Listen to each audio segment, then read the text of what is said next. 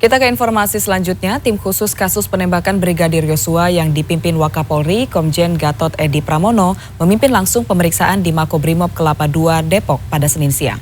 Tim khusus melakukan pendalaman keterangan untuk mengungkap kasus ini. Sekitar pukul 14.30 waktu Indonesia Barat, sekitar 17 mobil rombongan tim khusus keluar dari Makobrimob setelah melakukan pemeriksaan saksi. Kadif Humas Mabes Polri, Irjen Pol Dedi Prasetyo tidak menjelaskan secara rinci siapa saja saksi yang menjalani pemeriksaan. Dan seperti diketahui, Irjen Polisi Ferdi Sambo bersama 3 anggota Polri lainnya ditempatkan khusus di Makobrimob dalam dugaan pelanggaran prosedur penanganan TKP tewasnya Brigadir Yosua. Dedi mengatakan tim khusus kini fokus mendalami keterangan saksi hingga menganalisa kembali hasil uji laboratorium forensik. Hari ini update daripada tim sus. Tim sus tetap bekerja dan fokus mendalami para saksi-saksi dulu. Pemeriksaan dilakukan baik di Bareskrim maupun di Makokor. Pendalaman ini sangat penting, yang nanti juga pada akhirnya akan disampaikan langsung oleh tim sus. Bagaimana perkembangan terakhir dan juga update terkait menyangkut masalah kasus ini. Jadi kami mohon kepada teman-teman media untuk bersabar. Tim sus bekerja maraton. Sekali lagi ya, dengan prinsip kerja kehati-hatian, kemudian ketelitian, dan juga pembuktian saintifik ini menjadi standar operasional dari tim sus ini. Karena apa? Karena pembuktian dari tim sus nanti akan diuji di sidang pengadilan. Ya, sementara itu satu persatu kejanggalan dalam peristiwa kematian Brigadir Yosua Huta Barat mulai terkuak. Informasi awal yang disampaikan kepolisian di balik kejadian ini satu persatu mulai dipatahkan lewat temuan tim khusus yang dibentuk oleh Kapolri.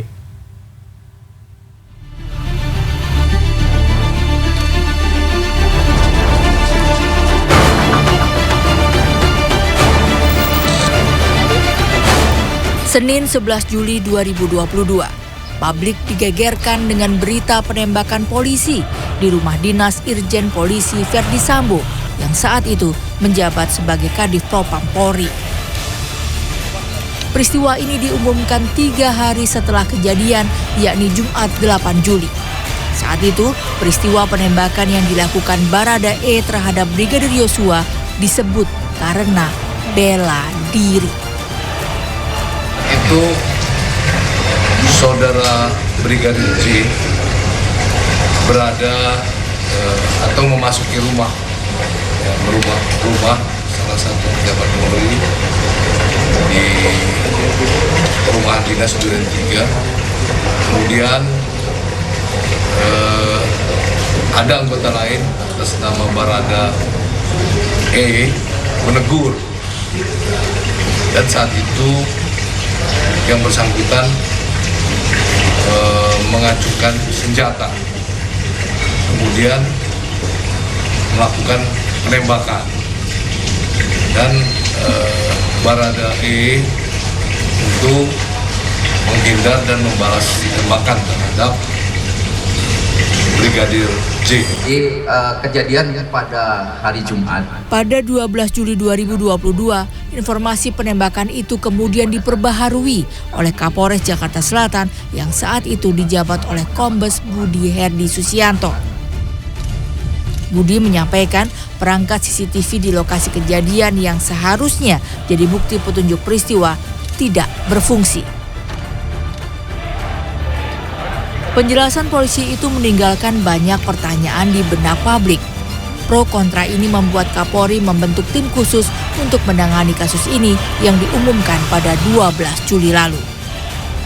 Dalam perkembangannya, tim khusus yang juga melibatkan Kompolnas dan Komnas HAM menguak sejumlah fakta yang tidak konsisten dengan kronologi kejadian yang awalnya disampaikan kepada publik.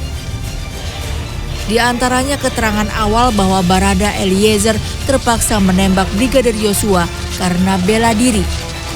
Dipatahkan oleh Bareskrim Polri yang pada 3 Agustus justru menetapkannya sebagai tersangka dugaan pembunuhan Brigadir Yosua.